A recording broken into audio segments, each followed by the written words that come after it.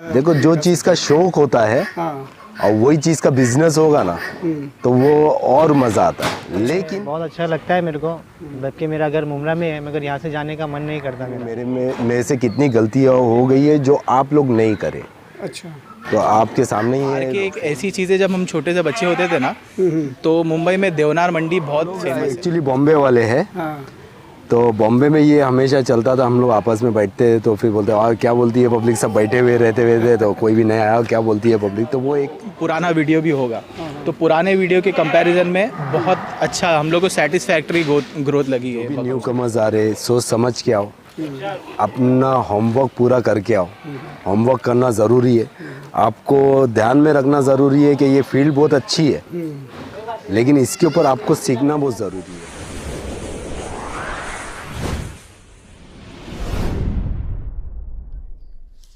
नमस्कार दोस्तों, स्वागत है आप सभी का पीके राज व्लॉग में। दोस्तों, हम हैं आर के गोट फार्म मुंबई में और बात करेंगे यहाँ के ओनर से। आप बिंदास आ सकते हो, आपका ही फार्म है। यहाँ पर जो सुकून मिलता है ना, मैं पर्सनली डेली बॉम्बे से मुलुंड से डेली आता हूँ, बैठता हूँ।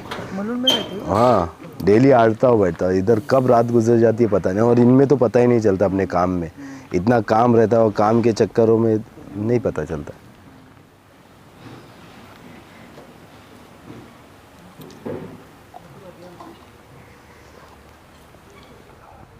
नमस्कार सर। नमस्कार सर जी, मैं अजमेर से आया हूँ जी। और स्पेशली आपका जो फार्म है जी, उसको देखने के लिए मैं आया हूँ, विजिट करने के लिए आया नो हूँ। प्रॉब्लम, वेलकम है सर, आप एनी टाइम वेलकम है। सर जी, आप अपना परिचय दीजिए सर, छोटा सा। मेरा नाम फैसल कादरी है। लोग प्यार से मुझे आर के बुलाते हैं, इसीलिए गोट फार्म का नाम भी मैंने आर के गोट फार्म ही रखा हुआ है। हम लोग यहाँ पर बकरे सिर्फ पलाई पे करते हैं, ट्रेडिंग पहले करते थे, अभी बंद कर दिए हैं। फिलहाल अभी हम लोग बकरे पलाई पे ही रखते हैं, केयर टेकिंग में रखते हैं, और उसके बाद में लोगों की चीज़ आती है, हम लोग संभालते हैं, उनका केयर टेकिंग करते हैं, जो आगे चल के वीडियो में आपको एग्जैक्टली पता चल जाएगा। अच्छा, तो पलाई का मतलब ये कह सकते हैं कि सर जो बकरों का छात्रावास, हाँ, ये कह सकते हैं। वो ही बोल सकते हैं। मतलब समझो आपके पास जगह नहीं है, जी जी। आप बकरे पालने का आपको शौक है, लेकिन आपके पास जगह नहीं है, तो वो लोग हमारे पास ला के देते हैं, हम लोग केयर टेकिंग करते हैं। उनकी केयर टेकिंग करके उनके ऊपर देखभाल करते हैं, जो भी बीमारी के रिलेटेड हम लोग ट्रीटमेंट करते हैं। हम लोग मंथली चार्जेस लेते हैं उनका, जी, जी, जी। और उसके ऊपर फिर हम लोग खिलाना पिलाना, केयर टेकिंग, नहलाना धुलाना, सब कुछ उसके अंदर ही आ जाता है। अच्छा, टोटली एक फीस हो जाती है, मतलब एक monthly फीस fee डिसाइड हो जाती है मंथली। जी जी। ये फीस 1 to 1 चलती है, 1 से 1 तारीख को, और 1 से 1 तारीख के बीच में हमारे पास वो आते हैं पैसे। कभी कभार किसी का लेट भी हो जाता है, तो कोऑपरेट में ही काम चलता है। अच्छा, तो सर मतलब ये जो आपने शुरुआत करी है, तो कब आपने शुरुआत करी है सर इस, और पहले आप किस फील्ड में थे, और इस फील्ड में आने की कोई ख़ास वजह आप बता सको? सर देखो, बचपन से मुझे ये शौक था ये चीज़ का। अच्छा, बचपन से मुझे ये शौक था ये चीज़ का, और बचपन से मैं कर रहा था। मतलब घर में पालना है, 1 2 3 ऐसे पालना है बचपन से। तो वो एक शौक ऐसे ऐसे बढ़ते गया। फिर 2015 में मैंने कुछ बड़े बकरों में शौकीन किया, मतलब दूसरों से मैं बकरे ख़रीदता था, फिर उसको बड़े बड़े होते थे, कुछ बेचते थे, कुछ घर पे कुर्बानी करते थे। तो एक शौक ऐसे ऐसे बढ़ते गया। अच्छा। ऐसे ऐसे बढ़ने के बाद में ऐसा थिंकिंग आया कि मेरा खुद का एक फार्म होना चाहिए। मेरा एक्चुअली आउट ऑफ इंडिया था मैं।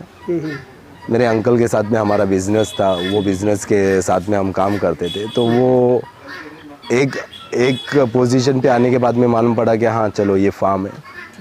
तो वो बिजनेस को त्याग दे के मैं पूरा फार्म में एग्जैक्टली बैठ अच्छा, गया। बिजनेस में तो मतलब एक सर इसको मतलब एक व्यावसायिक तौर पे आपको लाने का मतलब क्या आपने प्लानिंग करी, मतलब इसको एक, तो वो उस जुनून का बिजनेस में मतलब कैसे कन्वर्ट? देखो, जो चीज़ का शौक होता है हाँ। और वही चीज़ का बिजनेस होगा ना तो वो और मज़ा आता है। लेकिन स्टेप बाय स्टेप, मैंने ज़िंदगी में बहुत बड़ी गलतियाँ किया हूँ। हाँ। तो लेकिन हम लोग स्टेप बाय स्टेप आगे बढ़े हैं उसमें। गलतियाँ किया तो लोग मेरे पास आते हैं, यहाँ पर कंसल्टेंसी भी करते हैं, फ्री कंसल्टेंसी देता हूँ मैं। और उसके बाद में मैं बताता हूँ कि ज़िंदगी में मेरे से कितनी गलतियाँ हो गई है जो आप लोग नहीं करें। अच्छा। तो आपके सामने ही है, फ़ोन भी आते हैं, वालेकुम सलाम। फ़ोन भी आते हैं, फ़ोन के ऊपर भी हम लोग है ना आइडियाज़ देते हैं, या कोई आके बैठते हैं तो उसके ऊपर भी आइडियाज़ मिलती है। लोग नए गोट फार्मर्स जो आ रहे हैं तो उनको कंसल्टेंसी फ्री कंसल्टेंसी, मतलब हम बैठते हैं उनके साथ में क्या करना है क्या नहीं करना है उसके रिलेटेड बातें होती है। अच्छा, तो इस फील्ड में मतलब क्या संभावना है सर, जैसे आप नए बंदे जैसे आने चाहे हैं? मैं ऑलमोस्ट प्रमोट करता हूँ। हाँ। मेरा पर्सनल भी खुद का यूट्यूब चैनल है आरके गोट फार्म के नाम का। तो हम लोग गांव-गांव जाते हैं महाराष्ट्र। हम लोगों ने शुरुआत की है गांव से। जी।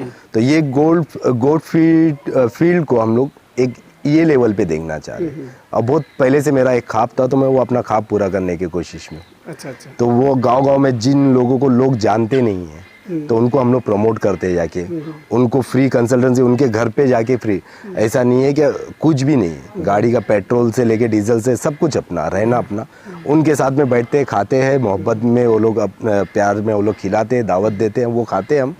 और उनके साथ में बैठ के उनका फार्म देखते हैं, कुछ चेंजेस होना चाहिए फार्म में तो वो फार्म के आइडियाज़ देते हैं उनको, आपको क्या करना है क्या नहीं करना है। और फिर उनको आगे चल के हमारे यूट्यूब चैनल के थ्रू प्रमोट भी करते हैं। अच्छा सर, एक आरके गोट फार्म है ना जी। एक आरके गोट फार्म है, वो दूसरों से अलग कैसे है, यूनिक कैसे है कि मतलब इसमें एक क्या खास बात है कि मतलब इस पे लोग अट्रैक्ट होते हैं इतने और यहाँ अप्लाई के लिए लाना? मैं दूसरों से अलग नहीं हूँ, बस मैं ये जानता हूँ कि मेरे को झूठ नहीं बोलना आता है, मैं झूठ नहीं बोलता हूँ। हाँ।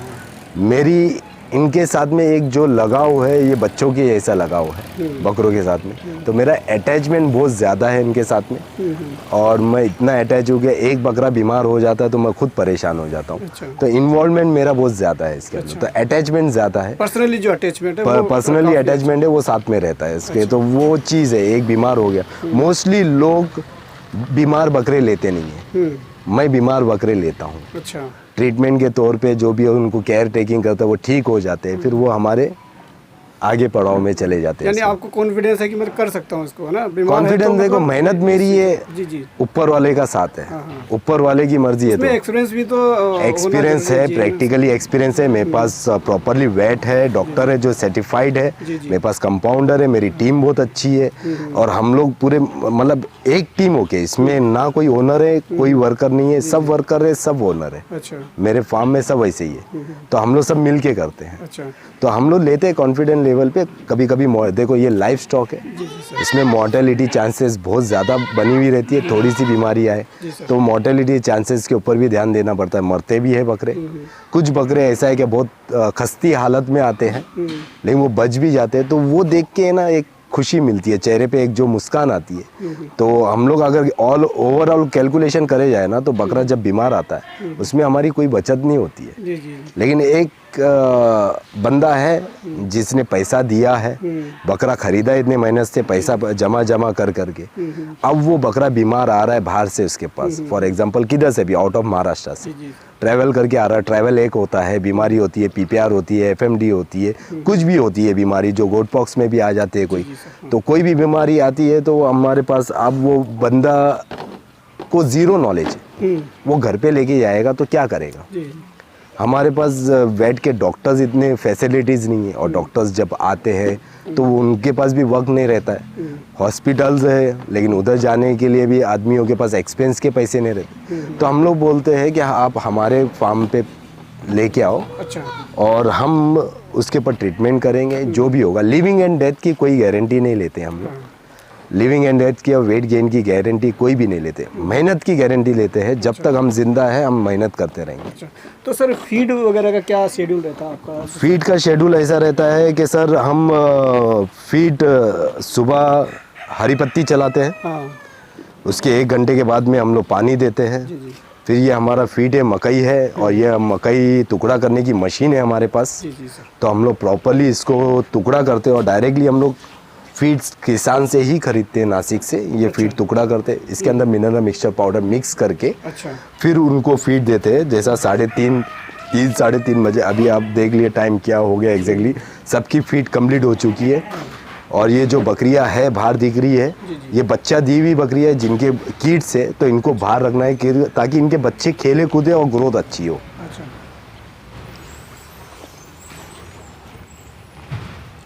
जैसे ग्रोथ वाले बकरे हैं, बकरियां हैं और जो किड्स हैं, तो उनके लिए सर अलग अलग आपका शेड्यूल फीड का रहता है या सेम? नहीं देखो, बच्चे किड्स के लिए नहीं, फीमेल्स जो है, जो बड़ी है, जो एडल्ट फीमेल है जिनके बच्चे, फीड का टाइमिंग सेम है। अच्छा। क्योंकि यहाँ पर ग्रीन ग्रास और ग्रीन जो फॉडर होता है, ग्रीन फॉडर होता है, मिलना पॉसिबिलिटी बहुत कम हो जाती है। और जब इतने तादाद में है 200-300 बकरे तो वो मिलना और मुश्किल हो जाती है। अच्छा। तो हम लोग आपके राजस्थान से हरी पत्ती जो आती है वो खिलाते हैं, मकई है और उसके अंदर मिनरल मिक्सचर है, कभी कभार सप्लीमेंट लगते हैं। जो किड्स होते हैं पैदा होने के बाद में 15 दिन के बाद में उनको सप्लीमेंट जाते हैं, तो सप्लीमेंट दिए जाते हैं। तो वो सब रेगुलरली वो उसके ऊपर ऑब्जर्वेशन किया जाता है और उस पर ध्यान दिया जाता है। बकरा है तो उसको आप कैसे उनसे अलग करके और उनका अलग ट्रीटमेंट चालू करते हैं और जो स्वस्थ है तो उनका जो फीड वगैरह का या उनका रहने को अलग है या फिर अलग अलग के किस हिसाब से आपका रहता है? सर आप मेरे फार्म में एंट्री की है लेकिन आपने मेरा क्वारंटाइन रूम नहीं देखे। हाँ देखा। हाँ क्वारंटाइन रूम है। हाँ हाँ। मोस्टली ऐसा है कि बकरा जब मेरे पास कोई भी आए, अच्छा, बीमार हो या फिट एंड फाइन हो, 15 डेज मेरे ऑब्जर्वेशन में रहता है। अच्छा। हो सकता है ट्रैवल करके आए 3-4 दिन के बाद में बीमारी शो करे, कुछ भी हो सकता है। या बीमार आए तो बीमार आए तो वो क्वारंटाइन रूम है। हाँ। बीमार बकरे को उसमें रखा जाता है, पूरा पैक है। हाँ। और उसके अंदर ट्रीटमेंट किया जाता है। और जो स्वस्थ बकरा है हमारे को 7 से 8 दिन में अगर वो बीमारी कोई शो नहीं करता है तो उसको प्रॉपर वे से हम लोग डिवॉर्मिंग करते हैं, उसका ऑब्जर्वेशन है, वैक्सीन होती है, सब कुछ होता है। उसके बाद में वो यहाँ पर शिफ्ट होता है। अच्छा, वहाँ लास्ट बाद में लास्ट में जब मेरे को ऐसा लगे कि भाई ये फिट एंड फाइन है, ये अपनी बीमारी वहां तक नहीं पहुंचा है, तो हम लोग हमारे यहाँ पर सैनिटाइजर मशीन भी है। हम लोग पर्सनली सैनिटाइज करते हैं, उसके बाद में विजिट करते हैं जब अगर हम बीमार कोई बकरे को ऑब्जर्वेशन करते हैं। मोस्टली क्या विजिटर्स आते हैं हमारे पास तो वो अलग अलग फार्म पे विजिट करते हैं, विजिट करके आते हैं, तो उनको हम लोग पहले सैनिटाइज करते हैं। उसके बाद में बोलते हैं आप यहाँ पर विजिट करो ताकि कोई जर्म्स उनके आंख पे नहीं लगे। तो एक ऑप्शन है कि एक नई चीज़ें हम लोगों ने ये की है कि क्वारंटाइन रूम और सैनिटाइजर मशीन और वो सब चालू करके रखेंगे। अच्छा, और इसके अलावा सर वैक्सीनेशन का आप अपने हिसाब से शेड्यूल करते हैं या फिर किस हिसाब से होता है? देखो, जब बकरा नया आता है तो उसको अगर उसको बीमारी कोई शो नहीं करता है तो पहला वैक्सीन उसको होता है PPR। जी जी। और फिर उसके बाद में जब होने के बाद में फिर वो अंदर चले जाता है। अब PPR मस्ट होता है। PPR देने के बाद में फिर हम उसको जब वो वहाँ पर शिफ्ट होता है वो शेड्यूल वाइज, जैसा हमने 2 दिन पहले गोट पॉक्स का वैक्सीन दिए है तो सबको गोट पॉक्स का वैक्सीन हो चुका है। जी जी। जो न्यू कमर है उसको PPR दिया जाता है। PPR होने के बाद में जब वो फिट एंड फाइन हो जाए और हमारे को लगे कि भाई ये यहाँ पर है तो रैंडमली फिर सबके साथ में जो वैक्सीन होती है वो होती है। अब ये वैक्सीन हो चुकी है हमारी, इसके बाद में कोई गोट्स आएगा हमारे पास, हालांकि मेरे पास अभी जगह नहीं है, अंडू बकरों की जगह फुल हो चुकी है, खस्सियों की जगह एम्प्टी है खाली। तो वो बकरा जब आएगा तो उसको पहले PPR दिया जाएगा, फिर 21 दिन के बाद में दूसरा वैक्सीन है। तो ऑलमोस्ट उनको लेवल पे लाके यहाँ पर फिर उनको ट्रांसफ़र किया जाएगा यहाँ पर। अच्छा, तो जैसे सर अभी आप बता रहे हो तो सर मतलब कितने गोट की आपने फार्म पे कैपेसिटी है? सर मेरे फार्म पे ऑलमोस्ट 500 to 600 गोट की कैपेसिटी है। और अभी फुल है सारे? अंडू की फूल है। अच्छा, अंडू की फूल। अंडू की फूल है। खस्सियों की जगह खाली है। तो खस्सी आप मतलब अभी 200 से 300 जानवर है, 100-150 खस्सी की जगह अभी भी खाली है। अच्छा। अंडू जगह फुल हो चुकी अच्छा, है। तो अंडू के लिए और खस्सी के लिए सर सेपरेट रहता है? अलग अलग के है। आप जब हम अंदर विजिट करेंगे तो आपको एग्जैक्टली पता चलेगा कि हम लोग अंडू कैसे रखते हैं और खस्सी कैसे रखते हैं। जी सर, ये सारे अंडुल के हैं? ये पूरे केजेस अंडुल के हैं और खस्सियों का सेपरेट सेक्शन है। फीमेल्स का भी सेपरेट सेक्शन है, लेकिन जो बच्चे दे देती है फीमेल्स तो उनको हम लोग बाहर लाके रख देते हैं यहाँ पर, ताकि बच्चे जितना खेलेंगे ना उनकी ग्रोथ अच्छी होती है। मैं अभी आपको बताऊंगा कि कुछ 3 महीने के बच्चे आप बोलोगे नहीं भाई ये तो कुछ ज़्यादा महीने के हैं, लेकिन उनकी ग्रोथ इतनी अच्छी हो गई क्योंकि मैंने इसके ऊपर बहुत ज़्यादा ऑब्जर्वेशन किया हूँ।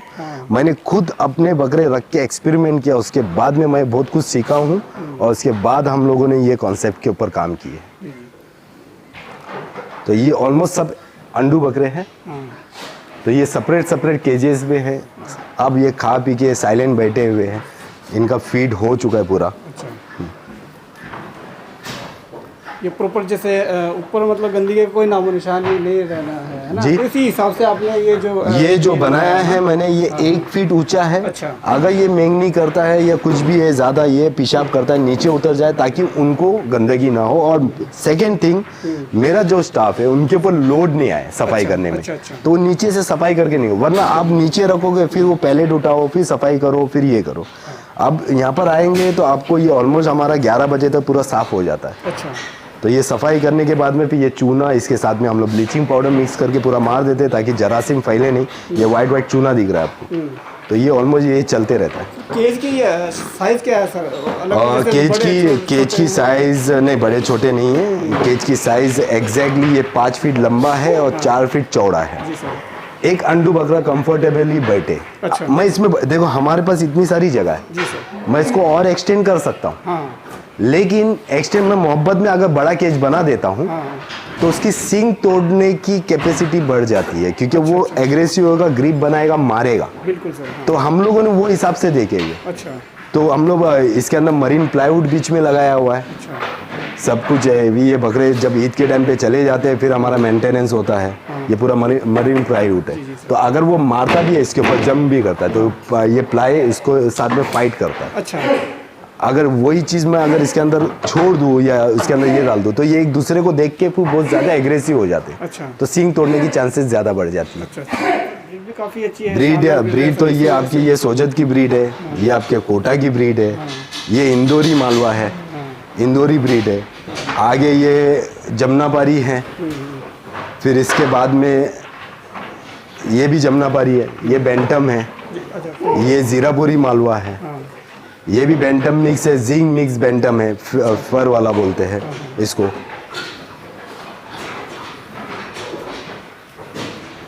ये मालवा ब्रीड है, ये कोटा है। ये भी एक्चुअली कोटा मिक्स है, इसके अंदर सींग नहीं है। मोस्टली कोटा बकरे सींग के साथ में आते हैं, लेकिन ये मिक्स है थोड़ा। ये कोटा ब्रीड बैठे हुए। तो मतलब ऑलमोस्ट हमारे पास हमारे इंडिया की सब ब्रीड अवेलेबल है पलाई पे, जो लोगों ने दी हुई है। अच्छा।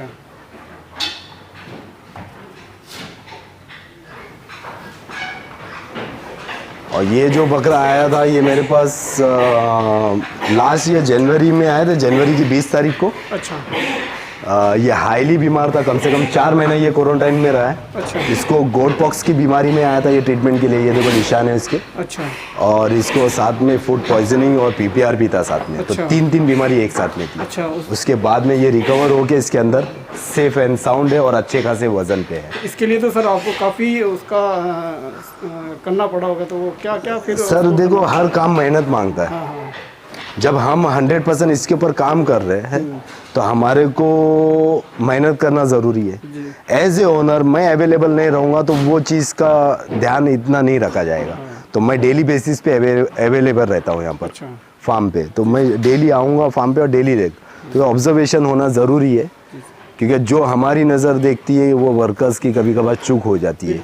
और कभी कभार जो कस्टमर है, अभी देखो मेरे सब कस्टमर आके बैठे हुए वहाँ पर, वो आएंगे, वो हफ्ते में वंस इन ए वीक ये लोग आते हैं, विजिट करते हैं, ये अपने अपने जानवर देखते हैं। कभी कभार कुछ चूक मेरे से भी हो जाती है, तो 19-20 की मैं उनको बोलता हूँ अगर मेरे से कुछ गलती हुई है इसके अंदर बताओ क्या है क्या नहीं है, बकरा कैसा है, मतलब आपको कैसा लग रहा है। मोस्टली सेटिस्फाइड रहते हैं, लेकिन कुछ 19-20 का हो जाता तो वो भी बता के चले जाते।